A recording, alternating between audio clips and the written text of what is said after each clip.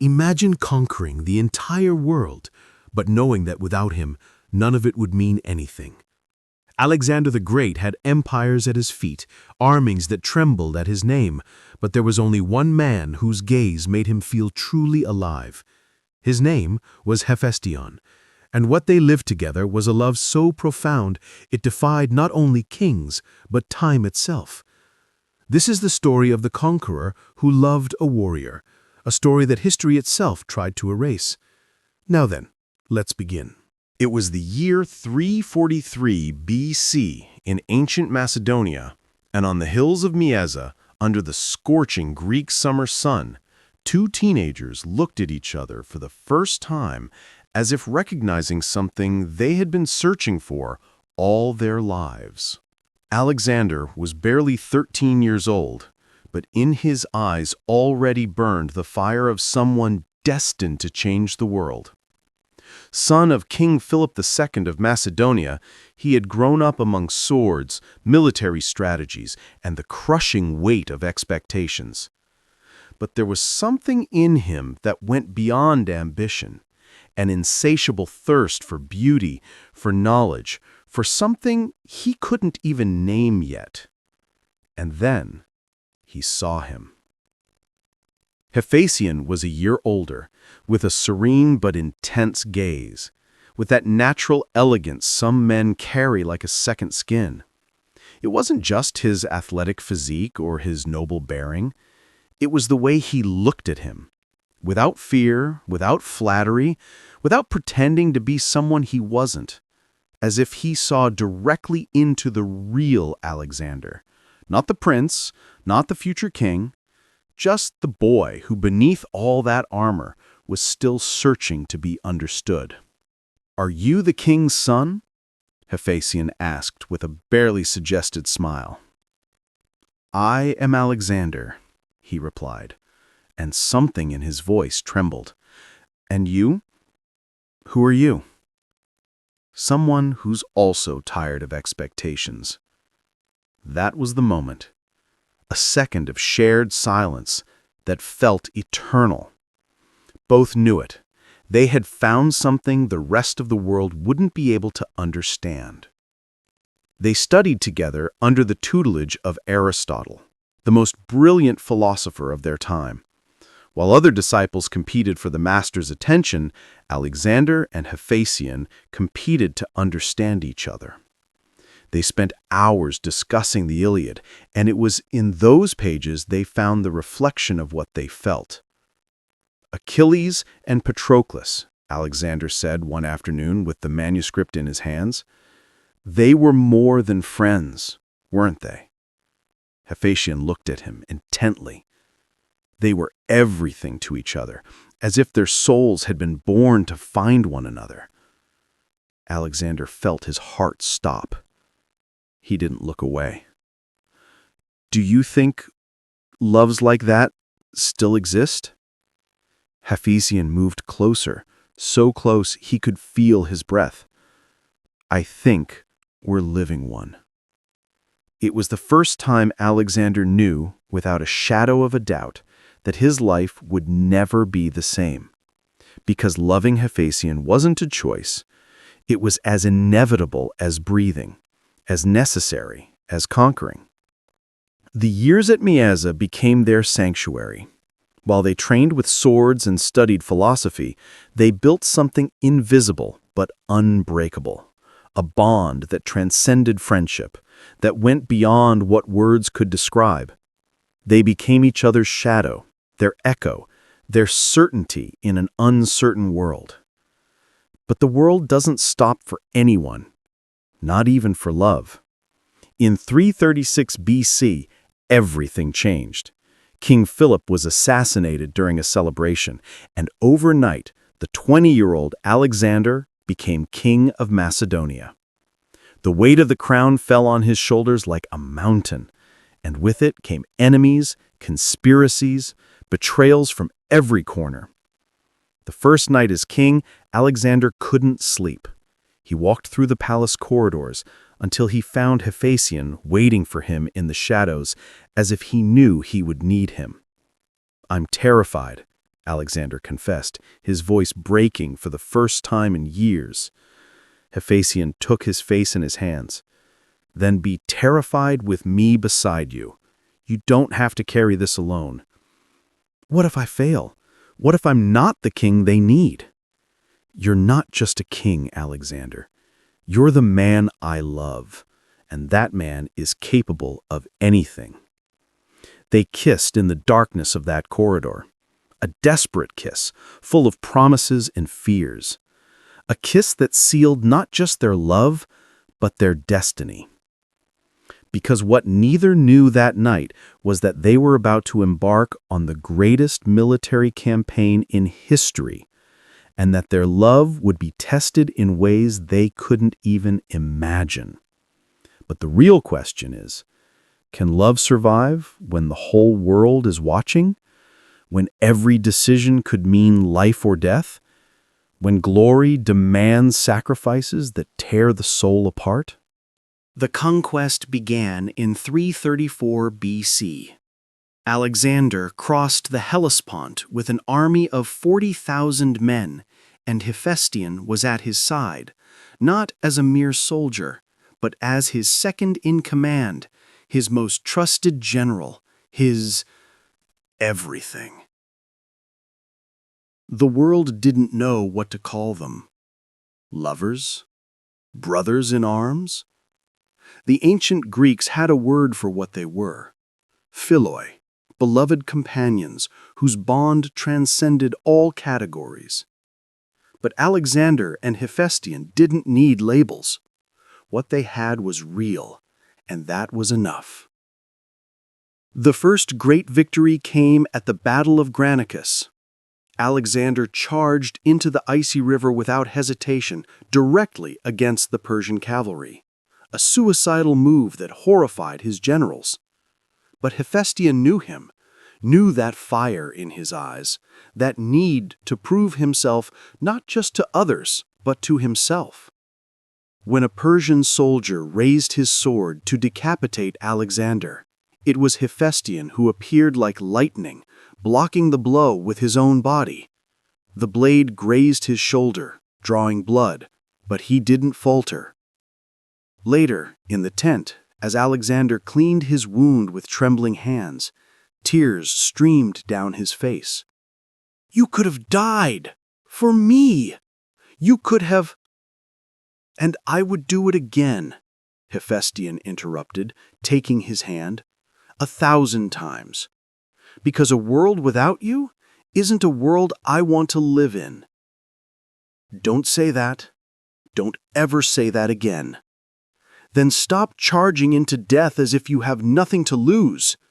Because you have me, and I need you to come back to me. Always."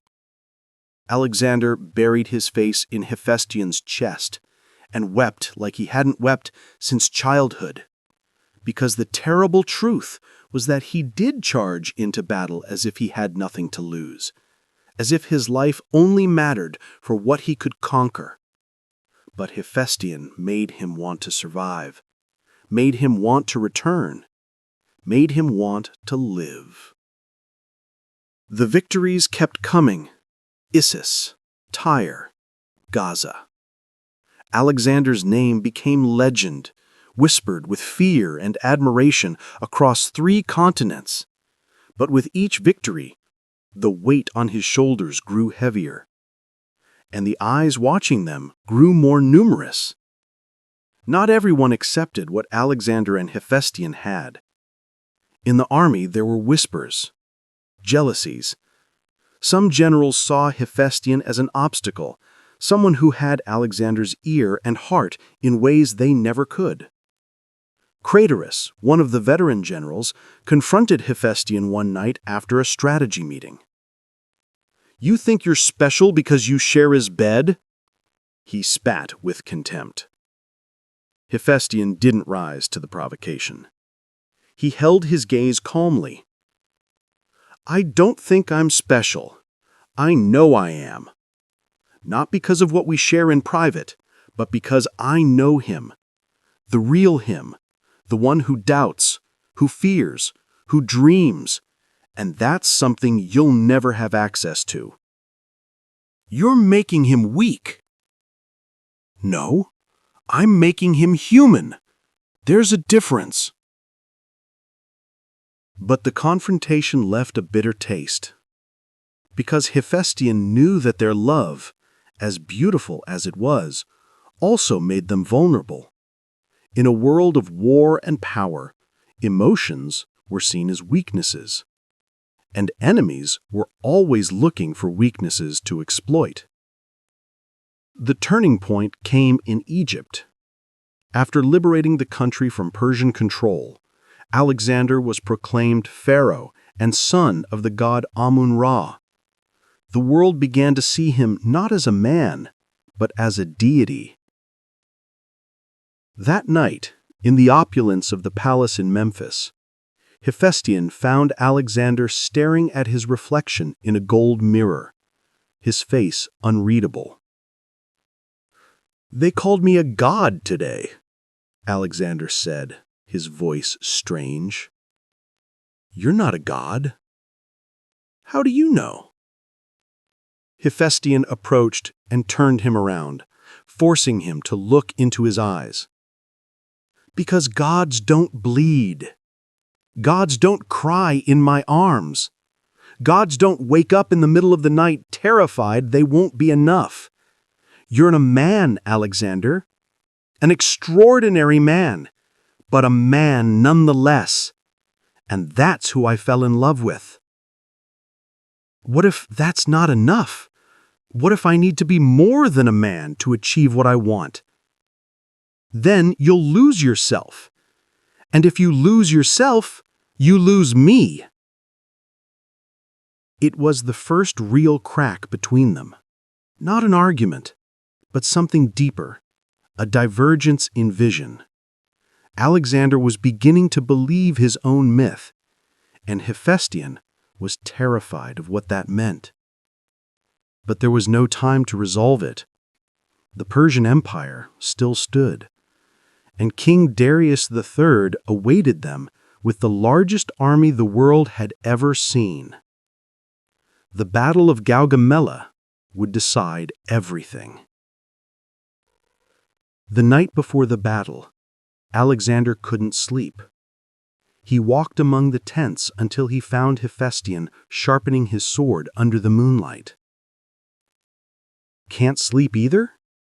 Hephaestion asked without looking up. "Tomorrow we face 250,000 men. Our strategists say we have no chance." "And what do you say?" Alexander smiled, that wild smile that Hephaestion knew so well. "I say that impossible is just a word cowards use."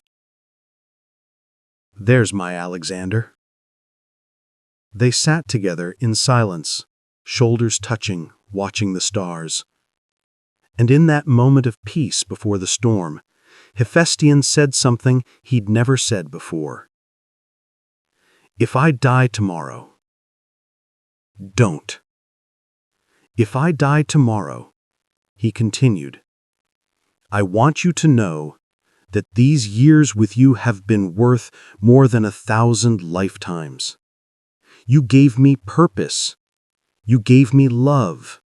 You gave me everything." Alexander couldn't speak. He could only hold his hand, squeezing so hard it hurt, as if he could anchor him to life through sheer will. The next day, they would face the impossible. But what they didn't know was that the real battle wasn't against the Persians. It was against the price destiny would demand for their glory. Gaugamela was a massacre. Against all odds, Alexander's tactical genius shattered Darius's massive army.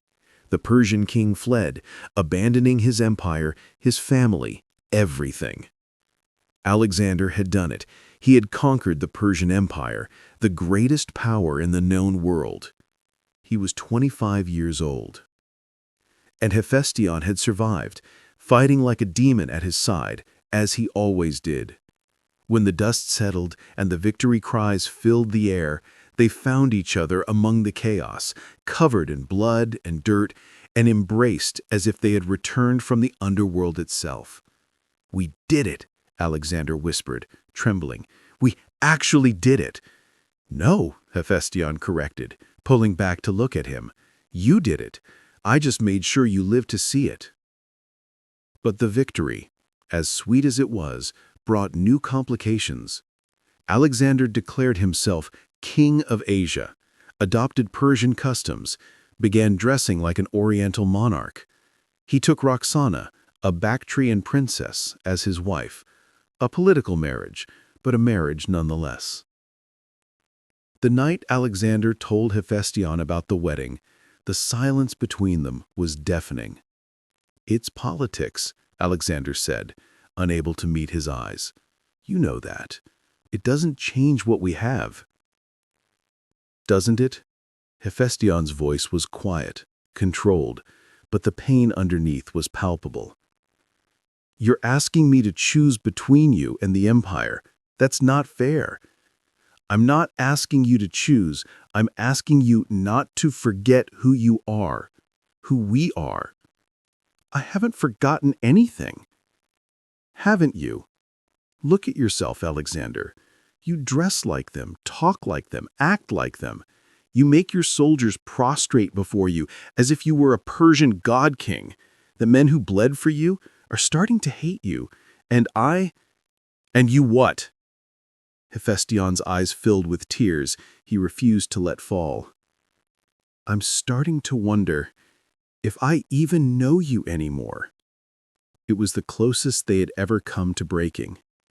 Alexander reached for him, but Hephaestion stepped back, and that step felt like a chasm opening between them. "I need you," Alexander said, his voice breaking. "I can't do this without you." "Then stop trying to be something you're not. Stop trying to be a god. Just be the man I fell in love with." But Alexander couldn't hear him. The intoxication of power, of glory, of being seen as divine, it was a drug more potent than any wine, and it was poisoning him slowly. The army marched on, India, the edge of the known world, but the men were exhausted, homesick, broken. At the Hypasus River, they mutinied. For the first time in his life, Alexander's soldiers refused to follow him. He raged, threatened, pleaded. Nothing worked. Finally, broken, he retreated to his tent and didn't emerge for 3 days. It was Hephaestion who convinced him to turn back. "This isn't defeat," Hephaestion told him, holding him as he wept with fury and frustration. "This is wisdom. This is knowing when enough is enough." "I wanted to reach the ends of the earth. I wanted to see what lay beyond." "I know. But what good is conquering the world if you lose yourself in the process? If you lose us?" Alexander looked at him then, really looked at him, and saw what he had been too blind to see. Hephaestion was exhausted, not just physically, but spiritually. The years of war, of watching Alexander transform into something he barely recognized, had taken their toll. "I'm sorry. For everything. For losing myself. For hurting you. Then come back to me, the real you. That's all I want." They kissed then, soft and tender, a promise of renewal. A promise that they would find their way back to each other, that love could survive even the weight of empires. The army began the long journey back west. Through deserts and mountains, they marched, battered but alive. Alexander seemed different, quieter, more contemplative, as if turning back from India had broken something in him, but also freed him. They reached Ecbatana in 324 BC. It was supposed to be a rest stop, a chance to regroup before continuing to Babylon. It was supposed to be safe.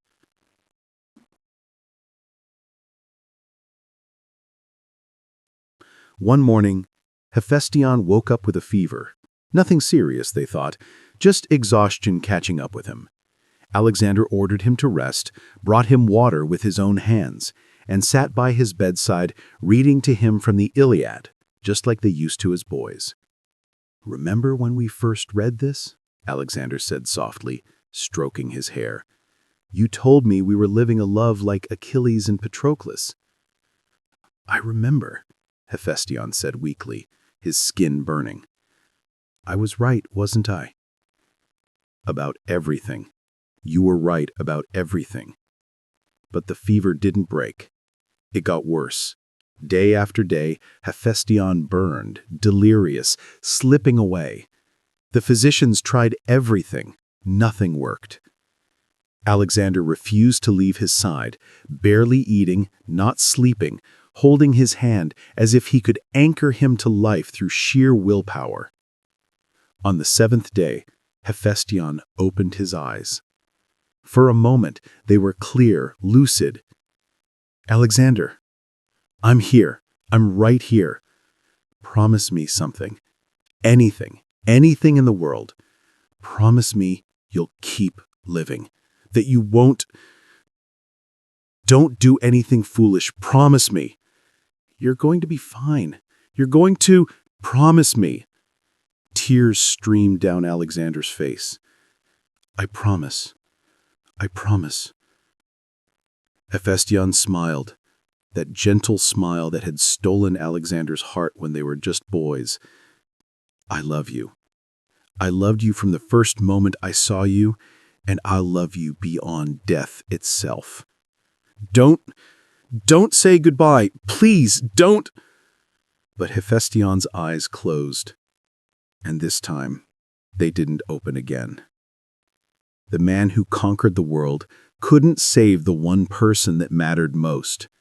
And what happened next would shock even his own soldiers, would become legend, would prove that sometimes love isn't beautiful, it's devastating. The sound that came from Alexander when Hephaestion died wasn't human.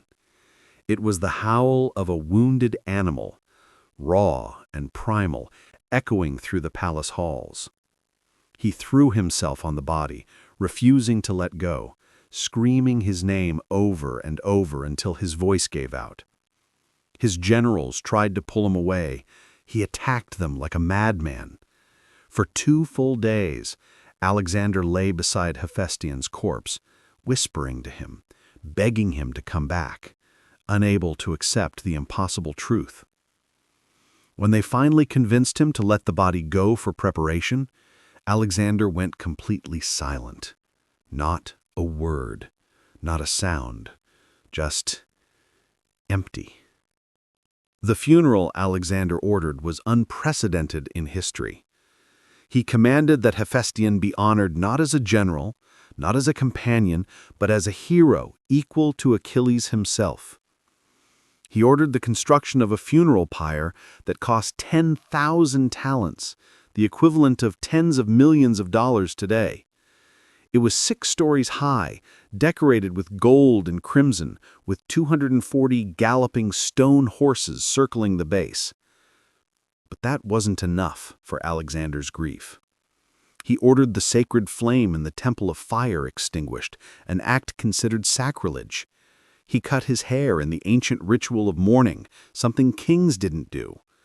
He executed the physician who had failed to save Hephaestion, then regretted it and wept over what he had become. He wrote to the oracle of Ammon in Egypt, asking if Hephaestion could be worshipped as a god. When the oracle diplomatically replied that Hephaestion could be honored as a divine hero, Alexander took that as confirmation and ordered temples built in his honor across the empire. His generals watched in horror and pity. The invincible Alexander, who had never shown weakness in battle, was completely destroyed by loss. Nearchus, one of his oldest friends, tried to console him. "Alexander, you still have an empire to rule, people who need you. You have to—" "Don't," Alexander interrupted, his voice hoarse. "Don't tell me what I have. because I just lost everything that mattered. He wouldn't want you to destroy yourself. He made me promise I'd keep living, but he didn't tell me how.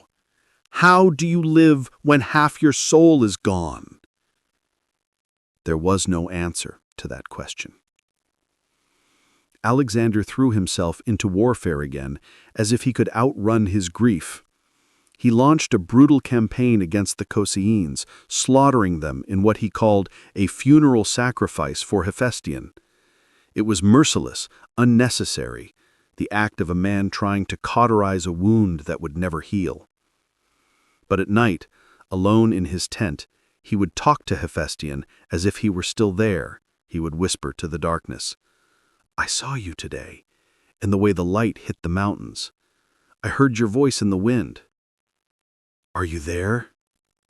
Can you hear me? Please, give me a sign that you're somewhere." Only silence answered. Months passed. Alexander made plans for more conquests. Arabia, the western Mediterranean, perhaps even beyond. It was as if he thought that if he kept moving, kept conquering, he wouldn't have to face the emptiness inside him. But fate had other plans.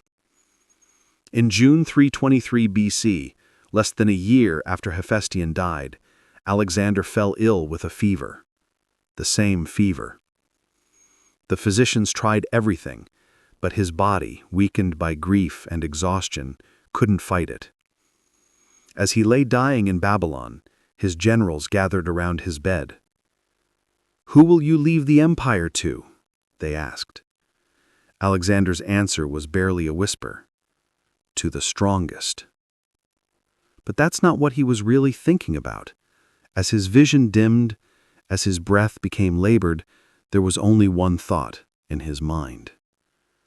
"I'm coming, Hephaestion. Wait for me." On June 10th, 323 BC, Alexander the Great died. He was 32 years old. Some historians say it was poison. Others say it was disease. But those who knew him best believed he died of a broken heart. That without Hephaestion, he simply didn't want to live anymore.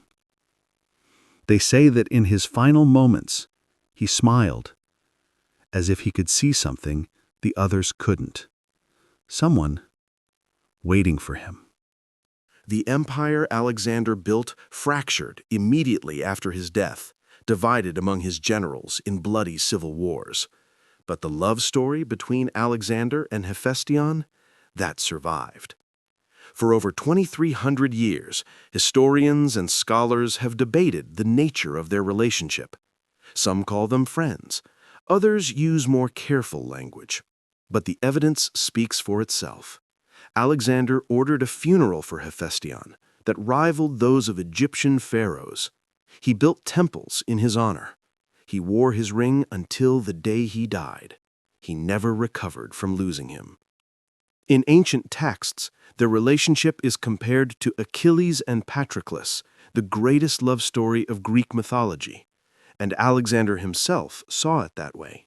He once said, "Hephaestion loved me for who I am. Everyone else loves me for what I've done." Today, archaeologists believe they've found Hephaestion's tomb in Iraq, near Babylon. It's massive, elaborate, built with a love that transcends time. Because here's the truth that history tried to hide. Alexander the Great, the man who conquered the known world, who was worshipped as a god, who brought empires to their knees, loved a man, deeply, completely, without apology. Their love wasn't perfect. It was tested by ambition, power, pride, and ultimately by death itself. But it was real, and it was theirs.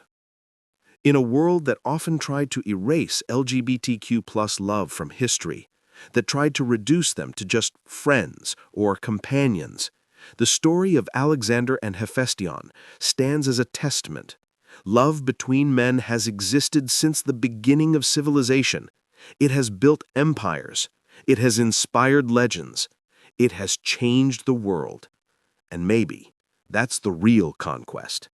Not the lands Alexander took, not the battles he won, but the fact that 2,300 years later, we're still talking about his love for Hephaestion.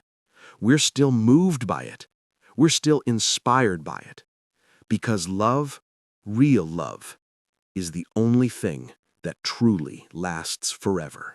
If this story touched your heart, please subscribe and share it. Let's keep telling the stories that history tried to erase. Comment below. What LGBTQ+ historical figure should we explore next? History is full of hidden loves, untold stories, and forgotten heroes. Let's bring them into the light together. This was the story of the conqueror who loved a warrior. And it's proof that love, in all its forms, has always been the greatest force in human history.